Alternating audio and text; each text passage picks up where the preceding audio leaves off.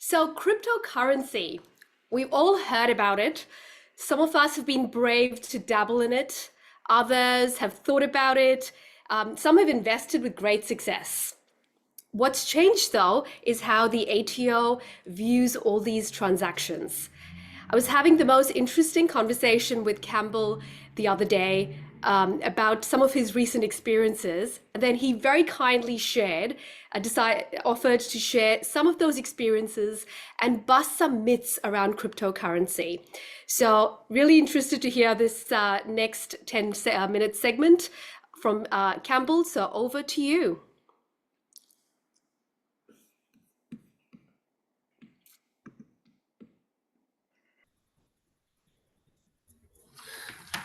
So good afternoon, everyone. So my presentation is on tax myths around cryptocurrency. So just quickly a disclaimer that any of the information provided in this presentation is not legal or taxation advice and cannot be relied upon as such. So if you've got any specific questions, you should seek independent professional advice.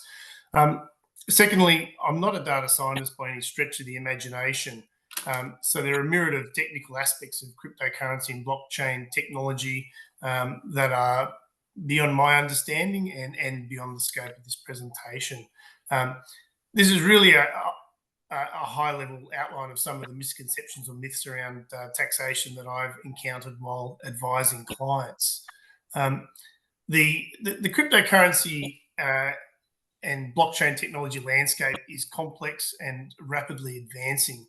In fact, so rapidly advancing that the legislative authorities have a hard time keeping pace. In an environment where even the experts find it challenging to stay abreast of all the changes, it's easy to see why misconceptions around the legal classification, tax treatment of cryptocurrency can arise. Before we delve into the myths around cryptocurrency, I thought it might be worthwhile quickly considering why we need to be informed about cryptocurrency as business advisors and business owners. Firstly, cryptocurrency is becoming mainstream. With 30% of Australians have now held cryptocurrency, and I think globally now the owners of cryptocurrency have reached 575 million. So people involved are holding crypto, and that number is only going to grow. So cryptocurrencies are also evolving into a legitimate investment class, evidenced by the recent approval of Bitcoin, exchange-traded funds by the US Securities and Exchange Commission. I think it's interesting to note too that businesses are starting to accept payment for goods and services of cryptocurrency, and they're starting to pay employees in cryptocurrency and also use cryptocurrency as part of their treasury function. So it's so I suppose the starting point is what is cryptocurrency, and it depends on what lens you're looking at, whether you're looking at an IT technical perspective, which is effectively it's a digital asset in which encryption techniques are used to regulate the generation of additional units and verify transactions on a blockchain. And also cryptocurrency operates independently of a central bank, central authority or government. Again, from a legal perspective, and I know the lawyers here will have an opinion, but from a legal point of view, it's property, and more specifically, a chosen action, an intangible asset. I attended a lecture last week by the Honourable Justine Jackman of the Federal Court of Australia, and he discussed the question of whether cryptocurrency was property for over an hour. So it's a complicated area. And then, of course, there's the taxation implications. So the myths I'm just going to quickly look at today are: myth number one, cryptocurrency is a currency for taxation purposes. Myth number two, exchanging one cryptocurrency for another is not subject to tax. Myth number three, my gains from cryptocurrency are tax-free if my cost of investment in cryptocurrency is less than $10,000. And myth number four, cryptocurrency is anonymous, so tax authorities won't know if I buy or sell cryptocurrency. So myth number one, cryptocurrency is a currency. Well, no, it's not. It sounds counterintuitive, given we refer to it as cryptocurrency. However, the ATO does not regard Bitcoin and other cryptocurrencies as currency for the purposes of applying Australian tax law. In fact, the currencies is not defined in the Tax Act, but refers to the Currency Act. And essentially, currency needs to have state recognition and be adopted as a monetary unit under law. So the only country that I'm aware of that has adopted Bitcoin as legal tender was El Salvador in 2021. And despite this, the ATO position has not changed. And so that cryptocurrency is not a currency and therefore not treated in the same way as foreign currency is for taxation purposes. So if it's not a currency, what is it? Well, it's really a crypto asset for tax purposes. And so your tax treatment is going to depend on whether you're an investor, in which case you're holding it for longer term, and it will be a CGT asset, where if you've held that cryptocurrency for more than 12 months, you'll be able to potentially get a 50% discount on any gain recognised. In very limited circumstances, it's treated as a personal asset, a personal use asset, in which the gains or losses on the cryptocurrency are not recognised. Or thirdly, you can be a trader of a revenue asset. So it's a revenue asset. In other words, any gains or losses are recognised immediately and there's no discount on gain. Myth number two is exchanging one cryptocurrency for another is not subject to tax.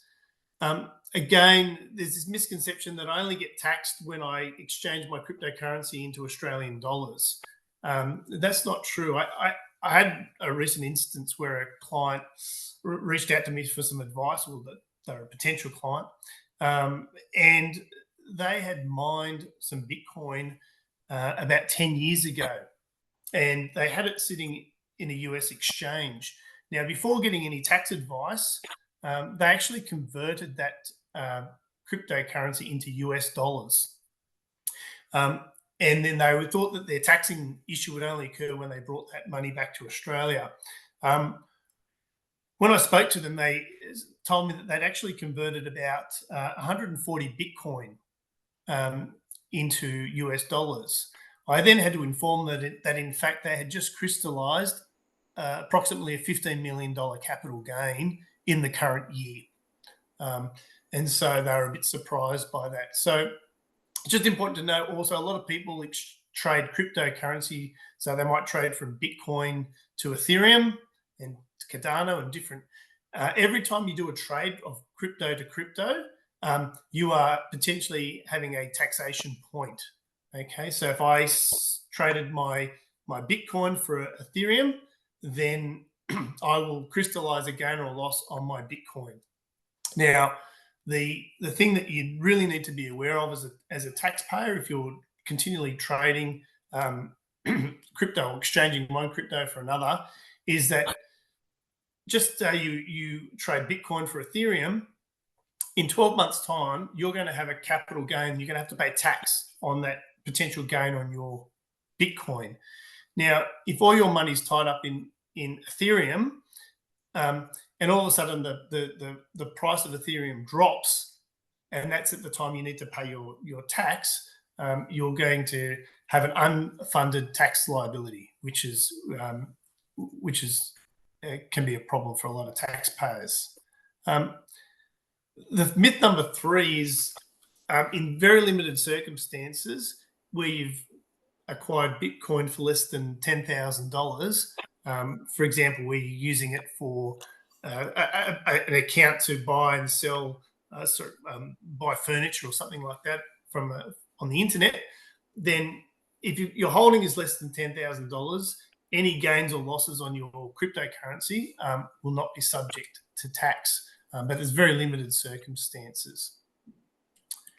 And myth number four is that cryptocurrency is anonymous. So the ATO won't know if you buy or sell cryptocurrency. Well, it's not as anonymous as you might think.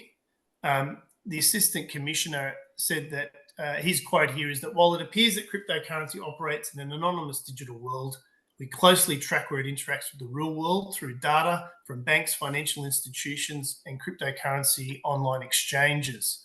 There was a survey done where 50% of people were unaware that they needed to report cryptocurrency, and that 80% of those that were aware were choosing not to report cryptocurrency because they thought that it was anonymous. There's a lot of ATO activity. Just to wrap up in the next 30 seconds, if that's okay. I will. So the ATO recently announced that they will be collecting the data of about 700,000 to 1.2 million individuals each year, and they're able to access data from cryptocurrency designated service providers. And so the level of anonymity that people think that they have with cryptocurrency is just not there. So again, that's another myth. And there's an organisation called the J5, which consists of tax law enforcement agencies from Canada, Netherlands, the United Kingdom, and the United States, and they're all working together to track international movements of cryptocurrency. So they're the four myths I just wanted to dismiss and share with you all today. Thank you so much. I think my favorite part of that story was your client who mined Bitcoin to what, $15 million? Is that what you said? Yeah, so 10 years ago, when Bitcoin was easier to mine, they actually mined about 200 Bitcoin. And they just decided to hold on to it in the US. And now, 10 years later, that Bitcoin is worth $20 million. Gosh, that's a good, I guess, an interesting and good problem to have, figuring out how you're going to pay that tax bill. But thank you so much, Campbell. Really appreciate it.